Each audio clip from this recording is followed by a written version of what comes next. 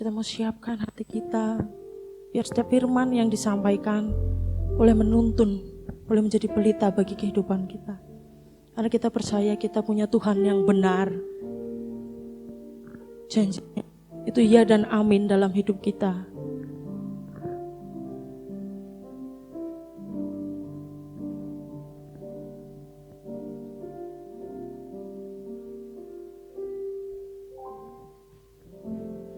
Karena percaya Kau yang berjanji setia, pengharapanku selalu ada di dalam-Mu.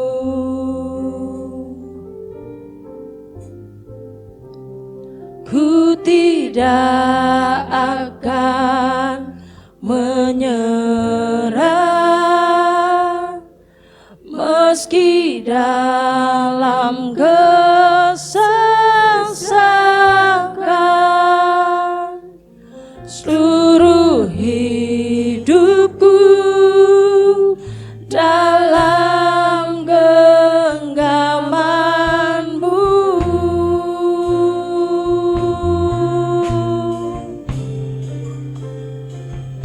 Aku punya Tuhan yang besar,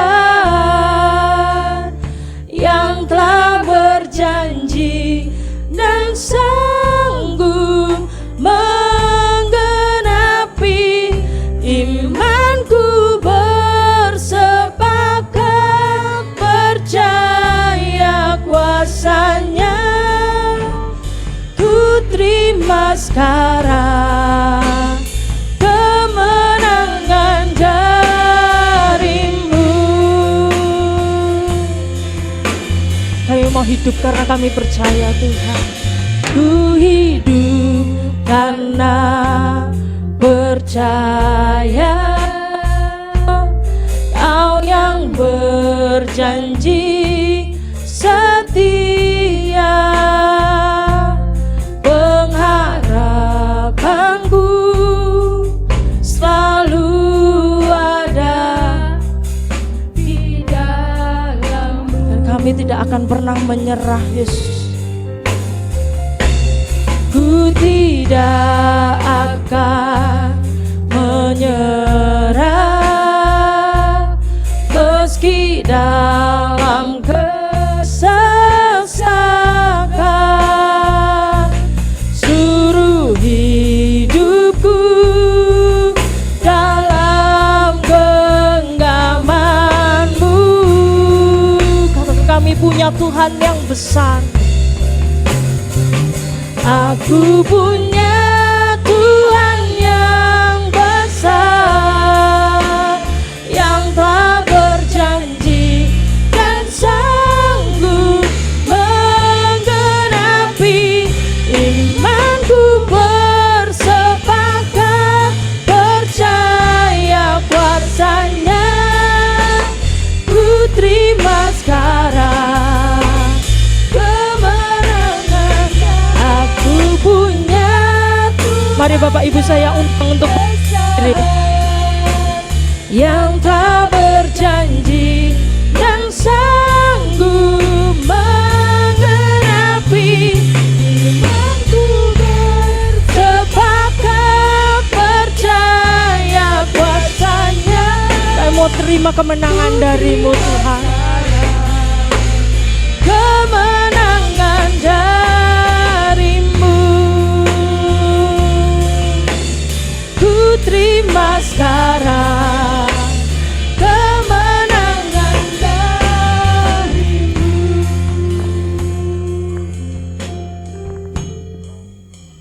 Segala puji, hormat, dan syukur serta kemuliaan hanya bagi-Mu Bapa di surga. Engkaulah Allah yang menjadi pengharapan kami ya Tuhan. Karena di dalam Engkau Tuhan kami aman dalam perlindungan-Mu ya Tuhan. Dan segala hidup ini kami serahkan ke dalam tangan-Mu Tuhan. Kami hanya berserah kepada Tuhan, Allah pencipta langit dan bumi. Allah yang memberkati hidup kami ya Tuhan. Terima kasih Tuhan, terima kasih. Inilah pengharapan kami Tuhan. Inilah penghiburan kami kalau kami hidup di dalam Engkau. Engkaulah yang menjadikan kekuatan dalam hidup kami ya Bapa di surga. Biarlah Tuhan segala puji-pujian yang sudah kami naikkan, kiranya boleh menjadi persembahan yang berbau harum di hadapan Tuhan. Boleh menyenangkan hatimu ya Tuhan. Itulah kerinduan kami Tuhan, kami boleh tetap hidup di dalam Tuhan. Kami boleh hidup menyenangkan hati Tuhan. Terima kasih Tuhan, terima kasih. Engkau memberkati Tuhan setiap pelayan-pelayan Tuhan pagi hari ini yang sudah terlibat ambil bagian untuk mengerjakan semua pekerjaan Tuhan pada pagi hari ini. Dan Tuhan memberkati tangan-tangan yang sudah berkorban untuk kemuliaan nama Tuhan. Kami percaya Tuhan, Engkau memberkati dengan berlipat kali ganda. Engkau menyertai kami, Engkau memberkati kami Tuhan. Terima kasih Tuhan, terima kasih. Bentar lagi Tuhan, kami akan duduk dengan tenang. Kami akan mendengarkan firman-Mu ya Bapa. Berbicaralah Bapa, berbicaralah Tuhan Roh Kudus. Berikan kami boleh mengerti, buka hati kami, buka pikiran kami ya Tuhan. Agar kami boleh memahami apa yang menjadi perintah Tuhan. Dan kami boleh melakukan dalam kehidupan kami sehari-hari. Memberkati hamba-Mu yang akan membentangkan kebenaran firman-Mu Tuhan. Kami percaya Tuhan, Kau pakai lidah bibirnya dari kuat kuasa Roh Kudus-Mu Tuhan untuk berbicara pada kami semua. Terima kasih Bapa di surga, kami serahkan ibadah kami ini ke dalam tangan Tuhan. Di dalam nama Tuhan Yesus Kristus, Juru Selamat kami sudah berdoa. Amin. Puji nama Tuhan, selamat pagi Bapak Ibu, Saudaraku yang kasih Tuhan. Ya, kita mengucap syukur kepada Tuhan, betapa baiknya Tuhan. Sepanjang minggu ini kita disertai Tuhan, dan kalau kita ada sampai dengan saat ini, itu semua karena anugerah Tuhan. Bapak Ibu dan Saudaraku, waktu berjalan tanpa terasa. Jadi kita sudah masuk pada tanggal 10 Desember, ya, seperti Bapak Ibu lihat suasana Natal. Itulah sebabnya Bapak Ibu dan Saudaraku, karena waktu berjalan maka tidak bisa kita biarkan waktu itu berjalan dengan sia-sia. Tapi harus kita isi dengan sesuatu yang berharga, sesuatu yang bernilai, yang berkenan di hadapan Tuhan. Pagi hari ini Bapak Ibu dan Saudaraku, memasuki bulan Desember, tema kita adalah Yesus adalah terang dunia. Kita buka dalam Injil Yohanes 8 ayat yang ke-12.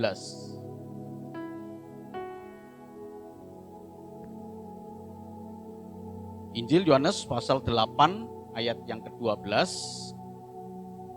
Perikopnya adalah tentang Yesus terang dunia, adalah terang dunia, ayat yang ke-12. Silakan dibaca. Yohanes 8 ayat 12. Maka Yesus berkata pula kepada orang banyak, katanya, Akulah terang dunia, barang siapa mengikut aku, ia tidak akan berjalan dalam kegelapan, melainkan ia akan mempunyai terang hidup. Amin. Bapak Ibu dan Saudaraku yang sangat dikasih Tuhan, ini adalah penularan. Jadi Bapak Ibu dan Saudaraku, ketika kita berjumpa dengan Yesus dan kemudian hidup kita tidak merasakan perubahan, perlu kita renungkan bahwa jangan-jangan kita hanya merasa mengenal Tuhan. Hanya merasa kenal, aku kenal Yesus Tuhan, aku kenal, aku tahu. Tapi kita tidak pernah berjalan bersama dengan Tuhan. Seperti firman Tuhan ini katakan, maka Yesus berkata kepada orang banyak, katanya, Akulah terang dunia. Barang siapa mengikut aku, kita perhatikan, ia tidak akan berjalan dalam kegelapan, melainkan ia akan mempunyai terang hidup. Yesus terang dunia, ketika kita berjalan bersama dia, mengikut dia, kita menjadi terang, punya terang hidup. Nah Bapak Ibu Saudaraku, di dalam Yohanes 9 ayat 3 sampai dengan yang kelima, untuk memperjelas hal ini. Yohanes 9 ayat 3 sampai dengan yang kelima.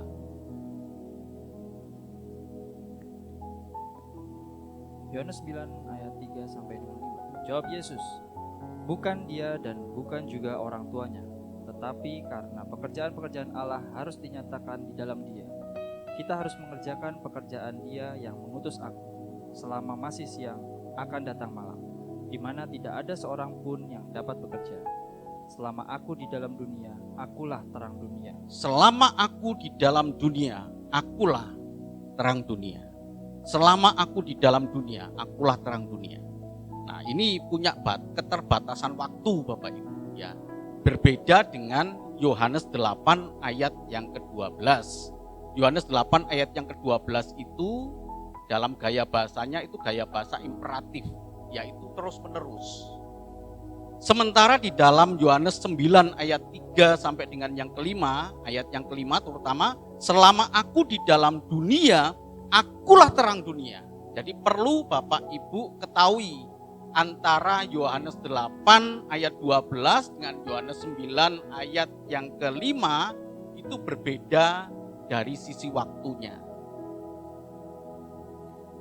Maksudnya, akulah terang dunia di dalam ayat 8:12 itu terus menerus waktunya. Ya, sampai sekarang terus menerus. Sehingga ketika kita mengenal Tuhan Yesus hari ini kita mengenal Tuhan Yesus, di dalam diri kita ada terang hidup. Tetapi di dalam Yohanes 9 ayat yang kelima, selama aku dalam dunia, akulah terang dunia. Nah, artinya apa Bapak Ibu? Artinya Tuhan Yesus memberikan teladan secara hidup dia. Hidup teladan Yesus itulah terang dunia. Terbatas. Ya, setelah selesai Tuhan Yesus tugasnya dalam dunia, dia tidak memberikan contoh lagi dalam kehidupan. Orang tidak bisa melihat kehidupan dia, orang tidak bisa melihat bagaimana respon Tuhan Yesus ketika dihina, ketika dihujat, ketika dia memberkati orang yang sakit disembuhkan, tidak melihat. Jadi selama di dalam dunia, akulah terang dunia. Jadi Bapak Ibu dan Saudaraku, ada 3 makna dalam pengertian terang dunia itu. Yang pertama, yang dimaksud dengan terang di dalam Alkitab, ya ini menurut ada satu tafsir, saya jadi memasukkan hal ini, yaitu dari Heidelberg. Ya, itu ada tafsir yang namanya Heidelberg, itu seorang teolog dari Dallas. Dia mengatakan ada 3 yang dimaksud terang di dalam Alkitab itu. Yang pertama, apa saja yang menerangi jalan atau langkah, di mana jalan itu atau langkah itu menuju kepada Allah, itulah terang. Sekali lagi, Tuhan Yesus tidak mendirikan agama. Ya, Bapak Ibu Saudaraku, Tuhan Yesus tidak pernah mendirikan agama Kristen. Ya, agama Kristen itu kemudian disahkan di Antioquia, itu pun karena pemberian dari kaisar, ya. Menunjukkan orang-orang yang mengikut Tuhan, tapi Tuhan Yesus sama sekali tidak pernah mendirikan agama. Jadi Bapak Ibu mengerti ya, setiap orang yang punya langkah, yang punya tindakan dan mengarah kepada Allah secara benar, dia punya terang hidup.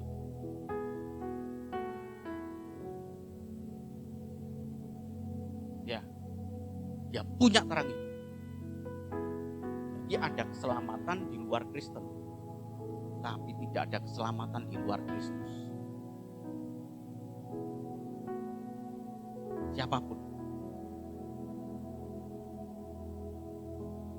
Nah, apa saja yang menerangi langkah dia menuju kepada Allah di dalam Alkitab itu ternyata menurut Heidelberg ini ada 3 bagian. Karena dia meninjau dari perjanjian lama, yaitu yang menerangi itu hukum Taurat, yang menerangi itu hikmat, yang menerangi itu firman Allah. 3 bagian. Bisa di dalam Ulangan 27, kita tidak perlu membaca ya, Bapak Ibu nanti bisa melihat bahwa hukum Taurat itu menerangi jalan seseorang untuk mengenal Allah. Hari ini kita mengenal Allah yang hebat, hari ini kita mengenal Allah pencipta langit dan bumi dari mana? Dari hukum Taurat. Dari mana kita tahu ibadah kita modelnya demikian? Dari hukum Taurat. Dari mana kita bisa memberikan persembahan sukarela, persembahan khusus, persembahan persepuluhan? Dari mana? Dari hukum Taurat. Itu terang. Kemudian hikmat. Dalam Pengkhotbah 2 ayat 13 sampai dengan 14. Dengan hikmat orang itu bisa mengenal Allah. Sehingga langkah hidupnya kepada Allah. Apakah hanya ada di dalam orang Kristen? Enggak, Bapak Ibu. Saya harus tegas, enggak. Jadi orang bisa punya hikmat. Seperti orang Majus. Orang Majus itu bukan orang Kristen. Orang Majus itu adalah orang dari timur yang diduga dari Persia. Dari pada saat itu petanya bukan Irak dan Iran, Bapak Ibu, masih menjadi satu sehingga disebut Persia. Dia punya hikmat, dia cari Yesus. Karena dia seorang astronom, dia ilmu perbintangan, dia melihat ini bintang berbeda dengan bintang yang lain. Kemudian dia teliti arti dari sinar bintang itu. Dan dia kemudian menyimpulkan ada raja yang lahir. Dari situlah kemudian aku ingin melihat raja yang hebat. Karena semua raja yang lahir tidak ditandai dengan bintang. Sekarang dia bisa melihat bintang yang terang itu dan kemudian dia ikuti. Perjalanan itu perjalanan yang melelahkan tapi dia tidak pernah putus asa di tengah jalan. Hikmat, wisdom, bisa juga knowledge, bisa juga pengetahuan. Ada begitu banyak orang Kristen yang gak punya hikmat. Kasih tahu bebal. Bagaimana mungkin dia punya terang? Akulah terang dunia, kata Tuhan Yesus. Ketika engkau mengikut aku, di dalam dirimu ada terang hidup. Tapi faktanya orang yang mengaku mengenal, itu ternyata belum mengikut. Aku kenal, baru sebatas kenal, tidak mengikut. Sehingga dalam dirinya tidak ada terang hidup. Terlihat Bapak Ibu. Terlihat dari ucapan. Terlihat dari pola pikir. Terlihat bagaimana dia memperlakukan orang. Terlihat dari dia memperlakukan Tuhan. Saya kemarin waktu di doa puasa cerita betapa prihatinnya saya. Karena saya berkumpul dengan pendeta-pendeta. Hari Selasa itu saya berkumpul dengan pendeta-pendeta. Sorenya saya ibadah puasa. Aduh Tuhan. Jadi ada pendeta yang punya maksud, punya tujuan, kemudian dia bawa dalam doa. 10 bulan lamanya doa itu tidak dijawab oleh Tuhan. Apa yang dia lakukan Bapak Ibu? Dia kemudian berdoa, Bapa kami. Diulang-ulang. Saya, itu kesaksian dia. Saya doa Bapa kami. 10 kali saya doa Bapa kami. Bapak Ibu ngerti? Memperlakukan doa Bapa kami seperti mantra. Wisdomnya di mana itu? Tapi di tempat ini Bapak Ibu Saudaraku dihajar oleh Tuhan untuk kita tunduk dalam otoritas Tuhan. Bapak Ibu punya keinginan, Bapak Ibu punya permohonan. Kalau Bapak Ibu berdoa dan kemudian Tuhan tidak mengabulkan atau belum mengabulkan, kita percaya Tuhan punya pilihan yang terbaik. Bukan doa Bapak Ibu tidak didengar. Doa Bapak Ibu didengar tapi Tuhan punya pilihan yang lain. Jangan paksa Tuhan. Tapi hebatnya pendeta itu kemudian berkata. Kemudian rumah itu ada yang membelinya. Wah, seolah-olah hebat. Tempat ini saya ingin memberitahukan kepada Bapak Ibu. Bukan hasil akhir yang utama. Sama seperti orang sakit datang ke dukun, sembuh kan? Sembuh. Kemudian dia bisa berkata, wah luar biasa, ditolong oleh Tuhan. Bukan hasil akhir yang utama, tapi proses menujunya itu juga harus kita perhatikan. Jadi Bapak, Ibu, dan Saudaraku, terang itu ada 3 bagian di sini loh. Hukum Taurat, pada saat itu hukum Taurat, ya, karena orang Israel sampai dengan sekarang masih dalam hukum Taurat. Hukum Taurat itulah yang kemudian membuat dia mengenal Allah dengan benar. Semua langkah menuju Allah itu adalah terang. Jadi kalau kita punya langkah yang serius, kita punya langkah yang kemudian kendor untuk datang kepada Tuhan, sesungguhnya kita tidak punya terang hidup. Akulah terang dunia, kata Tuhan Yesus. Kalau kamu mengikuti aku, dalam dirimu ada terang hidup. Sudahkah kita mengikut Tuhan? Orang yang mengikut Tuhan akan kena tular. Kena tular. Ya. Kalau orang yang mengenal belum tentu. Belum tentu. Banyak orang yang mengenal Tuhan. Banyak orang yang mengenal Tuhan, tapi tidak banyak orang yang takut dan hormat akan Tuhan. Banyak orang yang mengenal Tuhan, tapi tidak banyak orang yang mengikut Tuhan.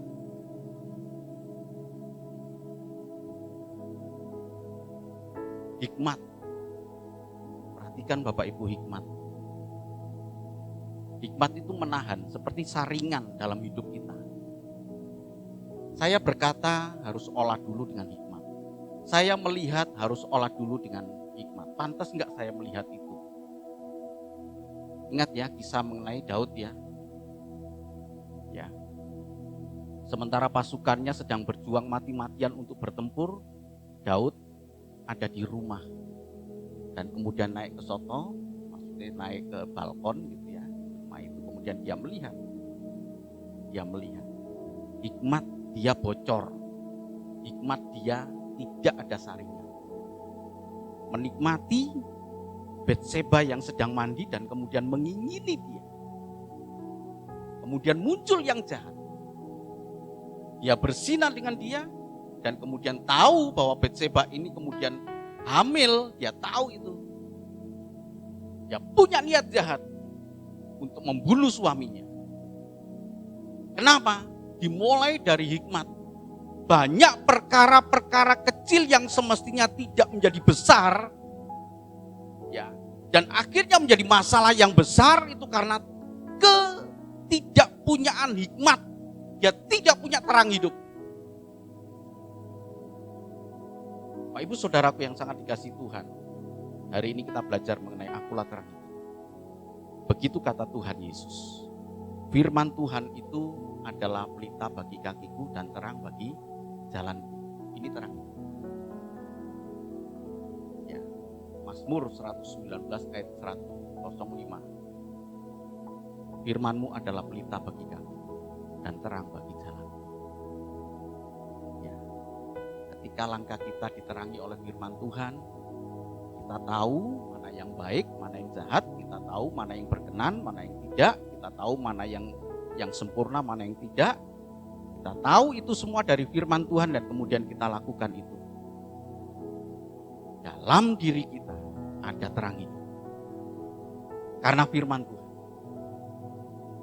Bagaimana Pak orang-orang yang tidak mengenal Allah tapi dia punya hikmat? Dia pakai cara ini.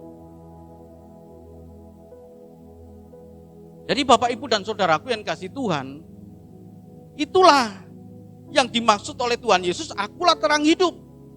Jadi terang hidup artinya terang kehidupan Tuhan Yesus yang membuat langkah kita semakin dekat dengan Allah. Yang kedua, terang itu melambangkan hidup kesejahteraan dan kegembiraan. Ayub 30 ayat 26, tolong dibaca.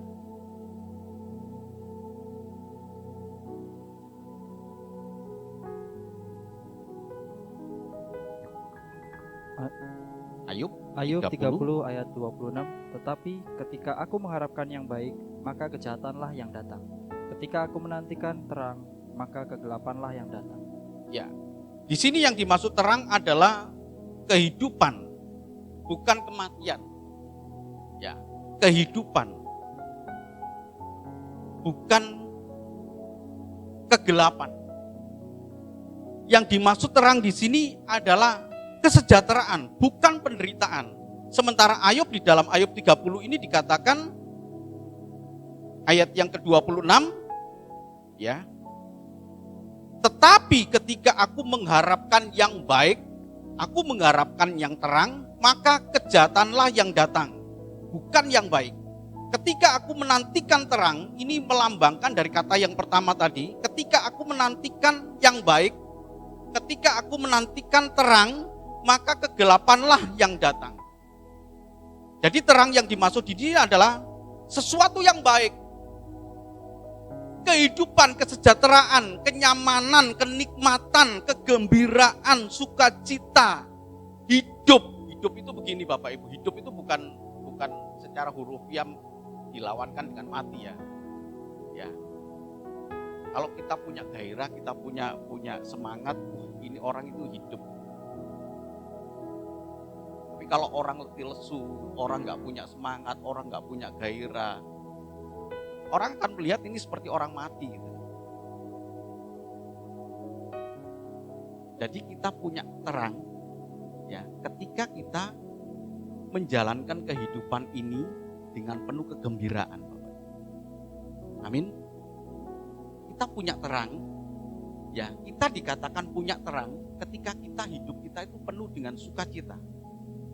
Hidup kita ini penuh dengan kegembiraan.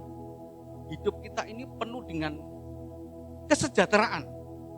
Ya, orang bisa melihat enak banget, enjoy hidup. Tapi coba bayangkan Bapak Ibu kalau ada seseorang yang lihatnya aja kok empet gitu, ngeliatnya empet gitu. Tahu ya Bapak Ibu ya, kamu kok gak gairah sama sekali.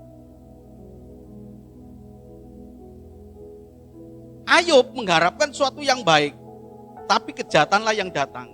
Ketika aku menantikan terang, ya seperti tadi saya katakan, maka kegelapanlah yang datang. Jadi Bapak Ibu dan Saudaraku yang dikasihi Tuhan, yang kedua terang itu melambangkan satu suasana yang kita nikmati.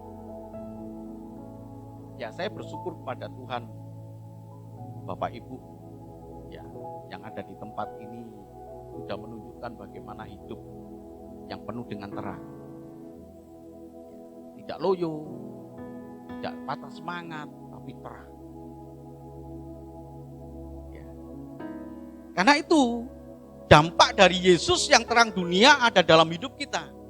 Harus kita tunjukkan Bapak Ibu. Yang pertama tadi, hidup dalam hikmat, hidup dalam firman Tuhan. Dan yang kedua kemudian dikatakan, terang itu melambangkan kesejahteraan, melambangkan kegembiraan. Apapun yang kita hadapi Bapak Ibu, jangan mengurangi sukacita kita. Ya. Keputusasaan atau apa ya Bapak Ibu ya, hilang pengharapan. Orang hilang pengharapan, orang yang putus asa itu beda sekali Bapak Ibu. Wajahnya beda sekali. Sangat beda. Ya. Dan itu menunjukkan bahwa orang yang punya pengharapan, orang yang penuh dengan sukacita, tertular dari siapa? Tertular dari yang diikuti. Tertular dari Sang Yesus, Juru Selamat, yang dia adalah terang dunia. Karena dia terang dunia, maka saya punya terang hidup. Yang ketiga, Bapak Ibu. Jadi ada 3 makna di dalam Alkitab mengenai terang itu. Yang ketiga adalah terang itu berbicara tentang kebaikan. 2 Korintus 6 ayat yang ke-14. 2 Korintus 6 ayat yang ke-14. Janganlah kamu merupakan pasangan yang tidak seimbang dengan orang-orang yang tak percaya.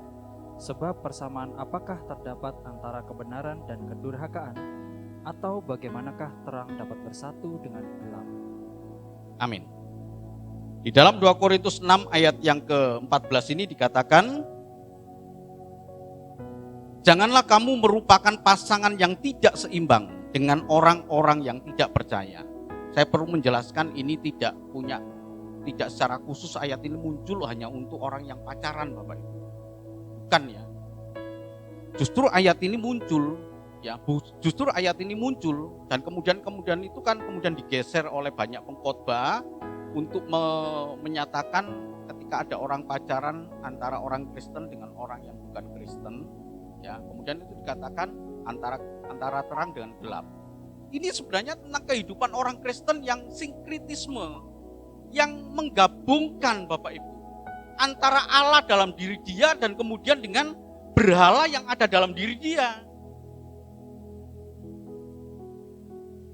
Yang sering saya sampaikan di tempat ini, hari Minggu ibadah di gereja, Senin, Selasa, Rabu, Kamis itu tidak tahu, gak jelas hidupnya.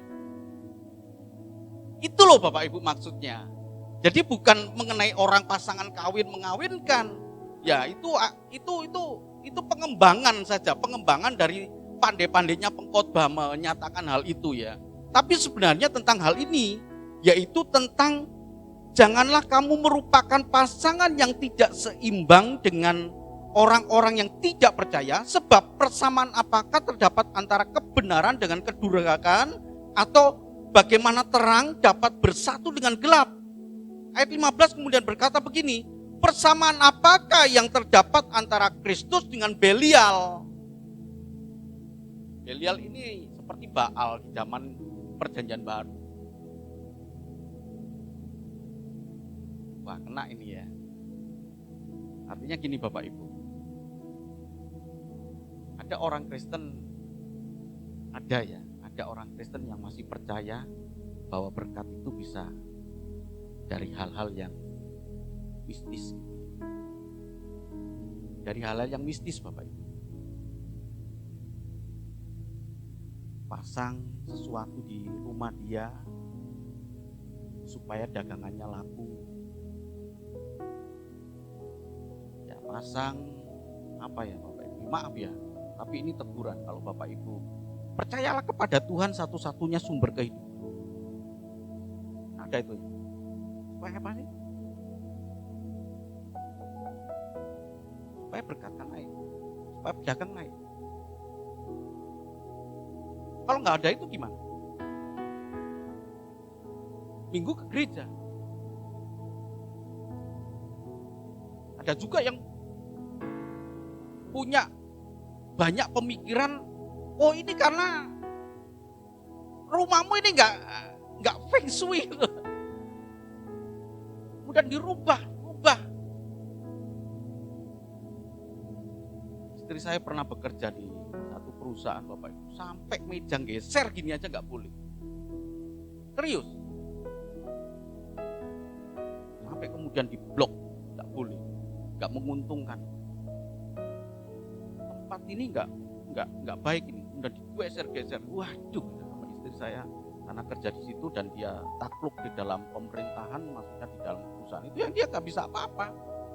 Tapi dalam hatinya untuk apa? Masih banyak Bapak Ibu. Mau Jawa, mau Tionghoa, mau apa, punya tradisi-tradisi semacam itu yang mempercayai ada kuasa di luar dari Kristus yang bisa memberkati saya gitu.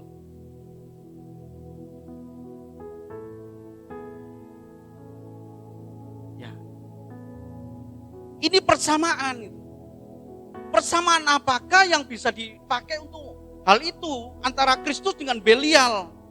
Antara tadi dikatakan ayat 14, janganlah kamu merupakan pasangan yang tidak seimbang dengan orang-orang yang tidak percaya, sebab persamaan apakah yang terdapat antara kebenaran dan kedurhakaan. Jangan sandingkan. Jemaat di Bogor, Bapak Ibu mau buka toko, dia punya, nggak tahu pemikiran dari mana sampai ya air dan dia doakan cepitan buka. Kalau tanpa itu gimana? Cukup kita berdoa, Bapa kami percaya Engkau Tuhan Allah yang Maha Kuasa.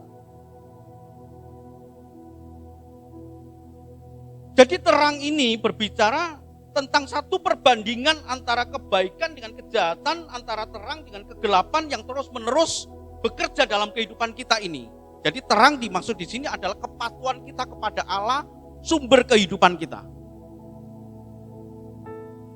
Kepatuhan kepada Allah sebagai sumber kehidupan kita. Aku patuh kepada Engkau Tuhan.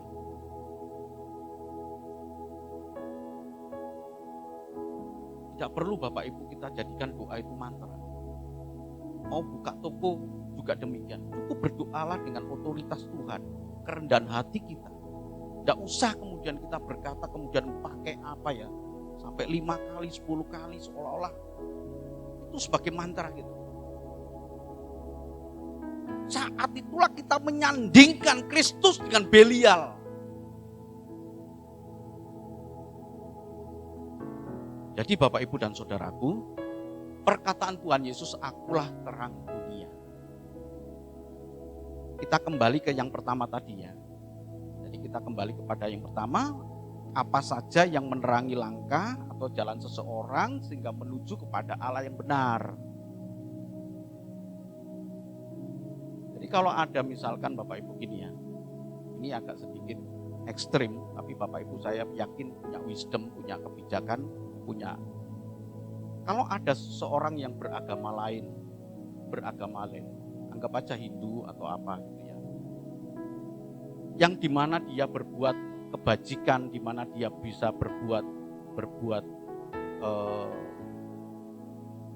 moralitas yang tinggi, sementara dia kan punya agama yang harus dia patuhi. Tapi dibalik dari itu kehidupan dia adalah kehidupan yang tahu bagaimana dia harus berbuat sesuatu kebajikan kepada orang lain. Artinya dia punya terang. Lalu bagaimana dengan agama itu? Loh, kita ini kan dia juga dilahirkan di tengah-tengah keluarga yang kemudian sejak awal dia sudah mengenal agama itu gitu loh.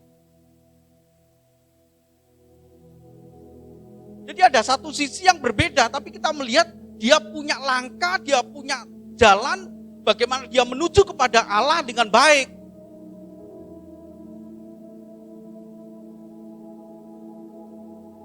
Lihat nggak Bapak Ibu? Ada begitu banyak orang-orang di luar Kristen yang hebat.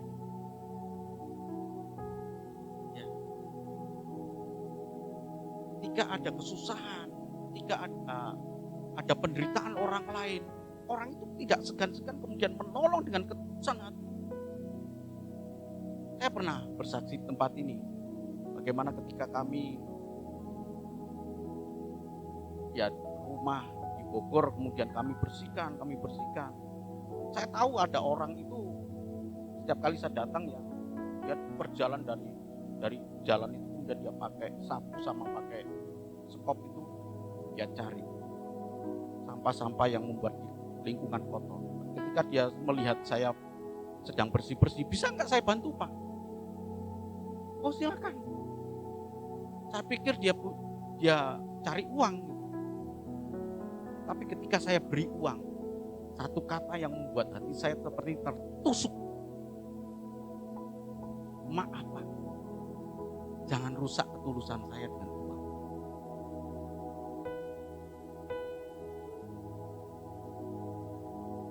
Kita banyak gagal di uang, tapi orang ini lebih baik begitu. Apakah orang ini tidak mengenal terang? Mungkin tidak mengenal Kristus, tapi terang dia ada. Dia punya terang. Langkah hidupnya yang tulus, langkah hidupnya yang berbuat sesuatu yang baik untuk lingkungan itu, yang tanpa bayar, tanpa pamrih, dia datang kepada Allah.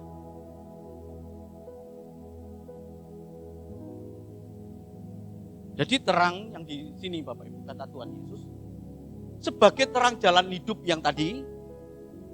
Nah ini, bagaimana supaya menuju Allah? Tidak mungkin kita tanpa mengenal Allah. Jadi untuk mengenal, kita datang kepada Allah, harus kita kenal dulu Allah itu lewat anaknya. Gitu loh. Karena Allah Bapa itu tidak terlihat, maka kita kenal dia lewat anaknya. Makanya itu Bapak Ibu Saudaraku, kata-kata Tuhan Yesus di dalam akulah jalan dan kebenaran dan hidup, tidak ada seorang pun yang sampai kepada Bapa. Itu artinya begini loh Bapak Ibu. Bukan terus berarti kalau kamu gak percaya Yesus, gak percaya itu, gak sampai kepada Bapa. Baru kali ini saya ngomong berani. Tapi kalau gini, kamu bisa sampai kepada Bapa, saya bisa sampai kepada Bapa karena Tuhan Yesus memberikan teladan. Coba dibaca. Ya, Matius 11 ayat yang ke-27. Matius 11 ayat 27. Semua telah diserahkan kepadaku oleh Bapakku, dan tidak seorang pun mengenal anak selain Bapa, dan tidak seorang pun mengenal Bapa selain anak, dan orang yang kepadanya anak itu berkenan menyatakannya. Ya ini kan, kita kan gak mungkin sampai kepada Bapa kalau kita gak kenal dulu kan Bapak. Tanpa mengenalnya kan gak mungkin. Lalu bagaimana kita mengenal dia? Nah, Yohanes 14 ayat yang ke-7. Yohanes 14 ayat yang ke-7. Sekiranya kamu mengenal aku, pasti kamu juga mengenal Bapakku. Sekarang ini kamu mengenal dia dan kamu telah melihat dia. Yesus bukan Bapa. Yesus bukan Bapa. Kalau kamu melihat aku, kamu melihat Bapa, itu artinya begini. Ini Bapak Ibu. Mengenal Allah Bapa lewat anaknya, maka Allah Bapa itu menyatakan kuasanya lewat Yesus, menyatakan kasihnya lewat Yesus, menyatakan hak menghakiminya lewat Yesus. Sekarang kamu melihat dia, lihatlah aku. Dari mana? Dari kuasa Allah Bapa yang terjadi dalam Yesus. Jadi ketika Tuhan Yesus menyembuhkan orang, membangkitkan orang yang mati, sekali lagi Bapak Ibu, itu Allah yang mengosongkan diri. Allah yang betul-betul mengosongkan diri. Tuhan Yesus tidak punya kuasa untuk membangkitkan, tidak punya kuasa pada saat dia jadi manusia. Mengerti Bapak Ibu ya, supaya saya nggak salah ini, kan dipersalahkan. Dia mengosongkan diri. Lalu kuasa dari mana? Kuasa dari Allah Bapa. Jadi ketika orang lain melihat kedahsyatan yang dilakukan Tuhan Yesus, disitulah orang mengenal Allah Bapa lewat kuasanya dalam Yesus. Kalau Tuhan Yesus mengasihi, Allah Bapa di situ, Allah itu kasih. Dan kemudian Tuhan Yesus mengatakan, aku menghakimi. Dari mana? Penghakimanku itu diberikan Allah Bapa kepadaku. Dan yang ketiga Bapak Ibu, yang keempat adalah sifat Allah. Jadi kita tahu Allah Bapa yang tersembunyi, Allah Bapa yang tidak kelihatan itu dari Yesus. Kuasanya, kasihnya, hak menghakiminya, kemudian sifat-sifat Allah ada di dalam Yesus, dalam diri Tuhan Yesus. Bahwa Allah itu kudus, bahwa Allah itu kekal dalam diri Tuhan Yesus. Tuhan Yesus katakan, aku ada sebelum Abraham ada. Tuhan Yesus kudus, kenapa? Sepanjang hidupnya didapati orang berkata, orang ini tidak berdosa. Dia kekal. Ketika kebangkitannya itu kemudian dia kembali kepada kodrat dia yang pertama, yaitu raja di atas segala raja, Tuhan di atas segala Tuhan. Dia kembali kepada kekekalannya. Tapi sepanjang hidupnya, dengan hidup Yesus itu, ya saya pakai kata Yesus, ya karena dia dalam kondisi manusia, orang akan melihat Allah di dalam diri dia. Dia bukan Allah Bapa, ya Allah Anak. Allah Anak yang menyatakan dirinya, yang menyatakan Allah Bapa yang tersembunyi. Kita kan pengen tahu, pengen kenal. Sekarang langkah saya mau menuju kepada Allah. Ya, tapi kalau tanpa mengenal Allah nggak mungkin kita loh Bapak Ibu. Kita ini nggak mungkin bisa mengenal Allah Bapa tanpa kita mengetahui. Makanya perlu mengenal ini. Perlu kenal Allah Bapa. Kenal Allah Bapa ini lewat anaknya. Oh, aku tahu sekarang. Allah Bapa, Allah yang Maha Besar. Jadi kalau sampai Tuhan Yesus berkata, anak manusia pun tidak tahu kapan dia harus datang kembali. Karena apa Bapak Ibu? Hak itu ada di dalam Allah Bapa. Kapan Tuhan Yesus datang? Bapak Ibu nanya ke Tuhan Yesus pun juga, kapan engkau datang? Aku nggak tahu juga. Aku nggak tahu. Loh kapan? Allah Bapa yang nanti memberikan perintah.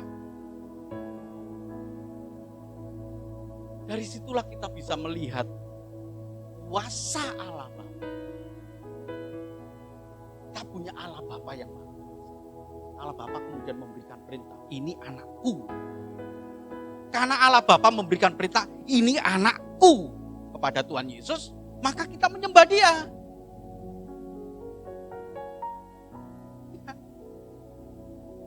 Ini anakku, kemudian kita ikut Dia, percaya kepada Dia. Maka ketika kita percaya kepada Dia, mengikut Dia, Bapak Ibu mempermuliakan Bapa. Menghormati Bapa.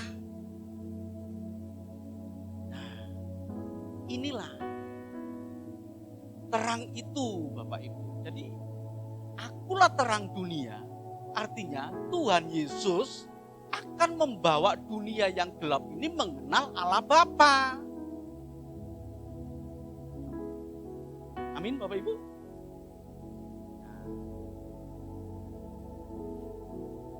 Di dalam Tuhan Yesus ternyata luar biasa. Dia adalah Allah. Ya. Ketika dia dalam keadaan manusia, kuasanya terbatas. Ya. Kuasanya terbatas. Tapi begitu dia kembali kepada tempat kedudukan yang semula sebagai Tuhan, ya, kita tidak bisa menghina dia lagi Bapak Ibu. Kata Tuhan Yesus, kalau kamu menghujat anak manusia diampuni. Kapan? Itu berlaku pada waktu Tuhan Yesus ada dalam dunia. Kan kemudian Tuhan Yesus katakan, tapi kalau kamu menghujat Roh Kudus, dosamu tidak diampuni. Kalau kamu menghujat aku, dosamu diampuni. Karena dia sebagai manusia. Tapi sekarang kan Tuhan Yesus sudah kembali. Jangan coba-coba menghujat dia. Dan jangan dipakai ayat itu. Ayat itu kemudian berkata, kalau aku menghujat Tuhan Yesus, aku diampuni. Enggak bisa. Kodrat dia sekarang Tuhan. Jangan coba-coba untuk kemudian menghujat Tuhan, kemudian mengatakan, Tuhan, kita marah kepada Tuhan. Dia punya kuasa yang sempurna Bapak Ibu. Dulu dia punya kuasa yang terbatas, tapi sekarang tidak. Jadi Bapak Ibu dan saudaraku yang kasih Tuhan, milikilah terang hidup dalam kehidupan kita. Amin. Kalau Tuhan Yesus berkata, akulah terang dunia. Barang siapa yang mengikuti aku, dalam hidupnya ada terang hidup. Ya, terang hidup. Terang hidup itu adalah langkah kita menuju kepada Allah. Bukan kepada yang lain, tapi kepada Allah. Selalu kepada Allah. Apa yang kita lakukan, yang kita pikirkan, yang kita ucapkan, yang kita lihat, yang kita lakukan, perbuatan kita, selalu mengarah kepada kemuliaan Allah Bapa. Itu adalah terang hidup dalam diri kita. Kenapa kita punya terang hidup? Karena kita punya Tuhan yang terang dunia. Tuhan memberkati. Amin.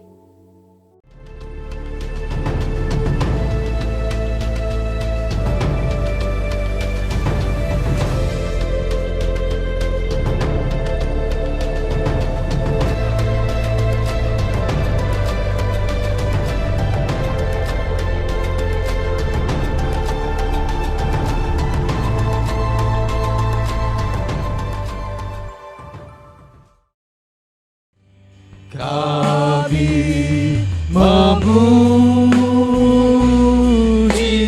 kebesaran-Mu. Sungguh ajaib Kau Tuhan. Ajaib Tuhan. ajaib Tuhan. Kami memuji kebesaran-Mu Tuhan. Kami memuji kebesaran-Mu. Ajaib Tuhan, ajaib Tuhan, ajaib Kau Tuhan,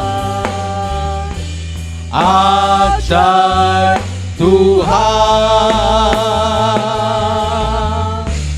ajaib Tuhan. Mari kita satu di dalam doa. Bapa kami yang di surga, dikuduskanlah nama-Mu, datanglah kerajaan-Mu, jadilah kehendak-Mu, di bumi seperti di surga. Berikanlah kami pada hari ini makanan kami yang secukupnya, dan ampunilah kami akan kesalahan kami, seperti kami juga mengampuni orang yang bersalah kepada kami. Dan janganlah membawa kami ke dalam pencobaan, tetapi lepaskanlah kami daripada yang jahat. Karena Engkaulah yang empunya kerajaan dan kuasa dan kemuliaan sampai selama-lamanya. Amin. Terima kasih Tuhan.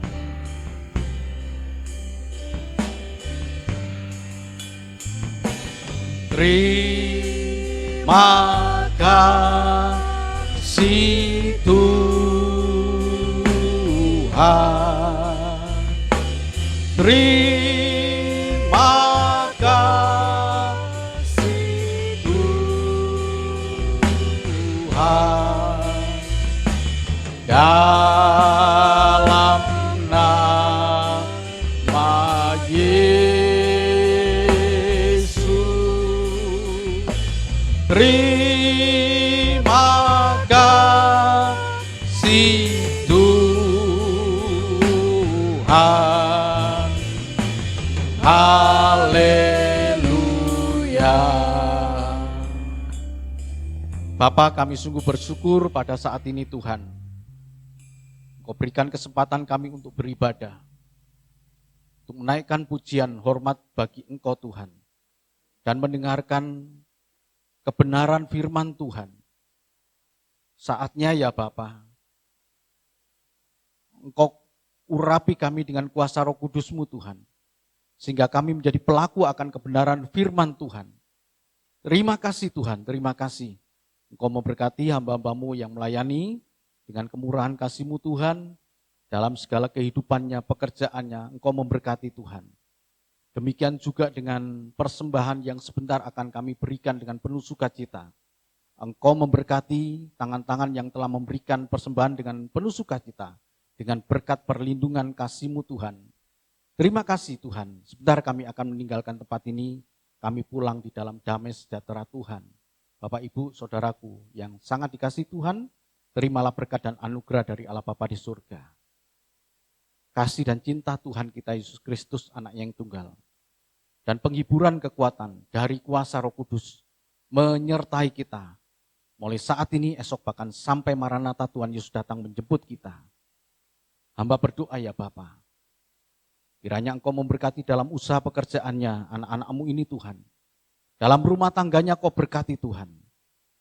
Dalam keluarganya Engkau memberkati Tuhan. Dalam kehidupan sosial Tuhan, Engkau juga memberkati. Sehingga terang Kristus ada di dalam kehidupan kami semua Tuhan. Karena Engkau Tuhan Allah yang menyertai kami. Terima kasih ya Bapa, jauhkan kami dari segala mara bahaya. Jauhkan kami dari segala sakit penyakit. Jauhkan kami dari segala hal-hal yang tidak berkenan di hadapan Engkau Tuhan. Kami siap untuk menerima teguran-Mu Tuhan. Terima kasih ya Bapa, terima kasih. Segala puji syukur, hormat kemuliaan bagi-Mu. Dalam nama Tuhan Yesus Kristus kami sudah berdoa dan mengucap syukur. Semua yang percaya mengatakan amin. Tuhan memberkati. Sepakat percaya kuasanya, kami mau terima kemenangan dari-Mu Tuhan.